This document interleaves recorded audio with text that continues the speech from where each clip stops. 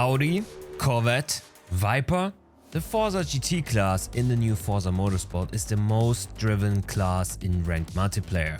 But what car is actually the best? A difficult answer to find, but one I would like to provide today. I tested all the cars and tried to find out which one handles the best, where the pros and cons lie, as well as finding cars that can dominate online. So without further ado, here comes my highly subjective full list of all Forza GT cars ranked from worst to best. Okay, before we start, although the Audi TT RS and the KTM Crossbow GT2 are included in the Forza GT class, they can't be driven in online multiplayer, which is why I exclude them from this list. Sorry. And directly after that, we'll have to talk about the supercars and the TAs in this class. Who thought this would be a good idea? Anyhow, they are viable and can produce results. But keep in mind that just like in real life, those cars have a lot of power on the rear and that you need to be extra careful under acceleration.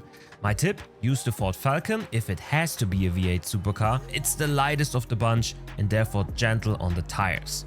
But to be honest, there are far better alternatives and I would only choose those cars as a meme or for a challenge. In last place, I have the Lamborghini Essenza, a hypercar prototype that gets nerfed heavily to be able to compete in this class. It's the heaviest of the pack with 1,633 kilograms, which makes this car a tire shredder. Also, it's quite sluggish in turns due to the weight that can cause the Lambo to lose balance quickly in fast direction changes. Its biggest redeeming quality is its straight line performance. Here it can beat almost everybody, so choose this one only on high-speed tracks. What I really like about Forza Motorsport is that from this point onward, basically every car is viable.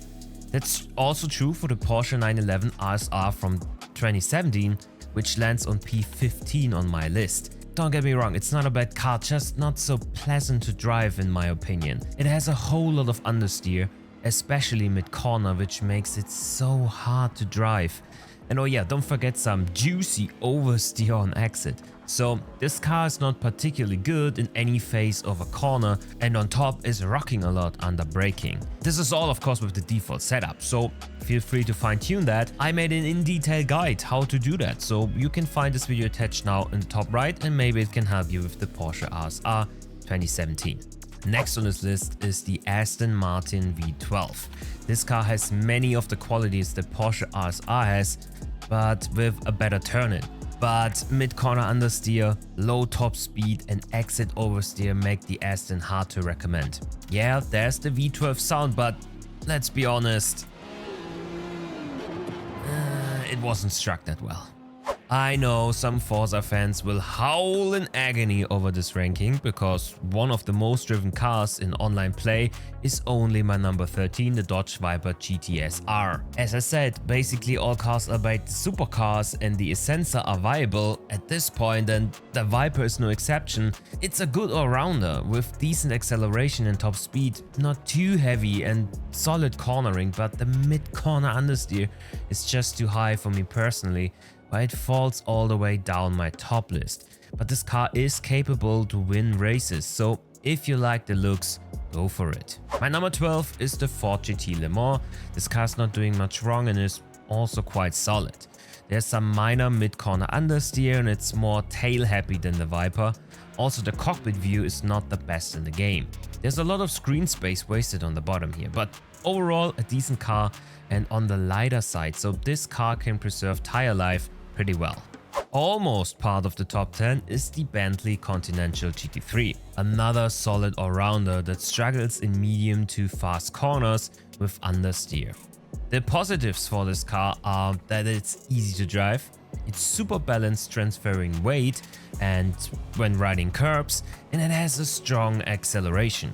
Biggest downer though is the weight of 1,433 kilograms, making it the third heaviest car. And let me tell you, this will hurt your tires big time. And we all know how fast a soft loses its grip in online competitions, so yeah, only P11 for the big boy. At P10 falls my most driven car so far, the Corvette C8R. What a beauty. Really sad that the rev lights are still not working in the cockpit. Turn 10, fix that please. Driving wise, This car is a strong all-rounder with a solid performance in all corner faces, but it's also on the heavier side and the acceleration is not that great. So yeah, this one could be one of the greats, but the weight is very much holding the American muscle back. On to P9 and the real big boy on the list.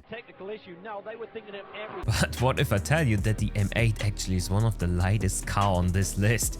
1,294 kilograms, light as a feather. This car will make you a tire whisperer.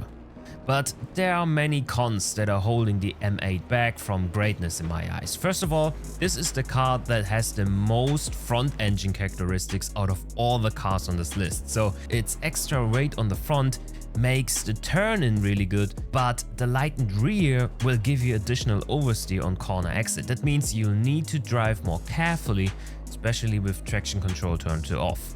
Otherwise, the M8 is really strong on the straights and also on acceleration, so there are some positives here. The next car on the list gets hated a lot online by the community, and I don't really get why. This is the Porsche 911 RSR 2015, maybe the best car for everybody that loves to drive with a lot of slip angle. The Pork has its advantages in turn-in and mid-corner grip, with a lot of slip on the rear that pushes the front deeper into the turn.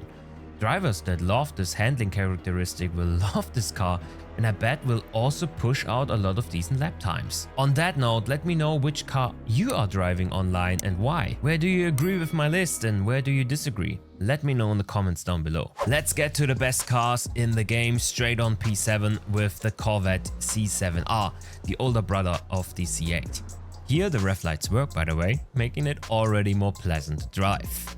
The C7 is not making a lot of mistakes, with some minor mid-corner understeer being its biggest weakness. Also, it's not the strongest on the straight, which can be a problem in online battles where you are looking for a clean overtake. Otherwise, the C7 is absolutely capable of crushing top lap times and is easy to drive. On P6, there's the weaker of the two mid-engine rockets in Forza, the Acura NSX. This car is super agile, mega strong in slow corners and fast in a straight line. Yeah, there is some oversteer introduced when bringing the car out of balance in sudden direction changes, but this can be tackled with some setup love. This car is so strong it could be rivaling the top spot, would its mid-corner grip be a tad better. The NSX is just lacking downforce in faster corners, ruining an otherwise almost flawless car. Top 5 time, baby, starting with the Porsche 911 GT3R from 2018. The strongest of the Porsches in my eyes. But caution, the force feedback scale is out of proportion with this one, and you should definitely tune down the scale in the tuning menu for this one.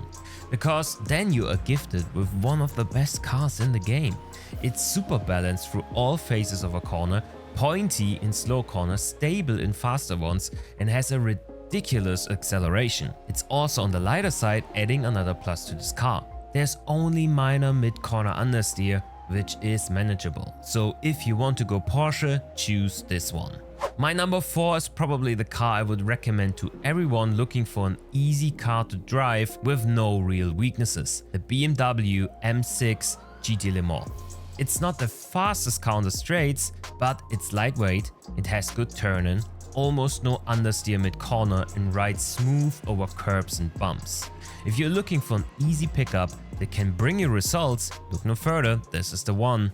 My top 3 picks might be full of controversies, but here we go. On P3 lands the Ferrari 488 Challenge, the fastest car in the game. No one can beat the prancing horse on the straight or from the line. Is the Ferrari also gifted with ridiculous acceleration. It's also super easy to drive, is there a lot of grip in all cornering phases, and it's just super easy to handle overall. But there is a catch, sadly. It's the second heaviest car in the class, which makes it a tire shredder. Yes, the Ferrari will always struggle for grip at the end of a stint and will burn through rubber faster than you can look, which hinders an even better ranking overall. I love the Ferrari, but this car is definitely a challenge for everyone who wants to pick it up.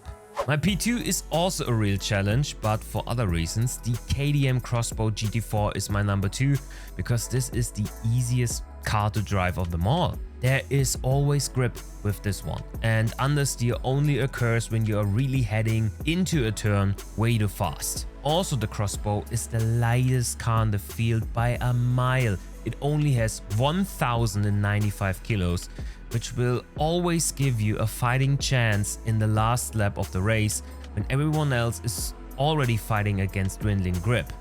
Only one problem: the KTM has not a lot of power nor straight line speed, making it a challenge to be super quick with. But trust me, this is the car for all sim racing fans out there, as the force feedback is the best I have encountered in all of Forza. And the best of the best is the Audi R8 GT3, the most OP car of them all. It has tons of grip, is very agile, relatively light, has good acceleration and top speed, so it has the full package. The only problem I found is that the car is not handling fast direction changes well, which can be fixed by lowering the rear anti-roll bar and giving it a bit more rear wing respectively. Otherwise, there's a lot of punishing oversteer introduced a lot of times, making this car super hard to drive. So if you can tame the beast, the Audi will be the best. Otherwise, this one will invite you to sniff at the barrier more times than you might think. Okay, that's it. How do you like my list? Do you agree? Do you disagree? Write it down below in the comments. And if you're searching for a starter guide into tuning cars, I got my 30-minute crash course attached for you on the screen right now. But that's it from me today. Thank you so much for tuning in, and see you next time around. Cheers!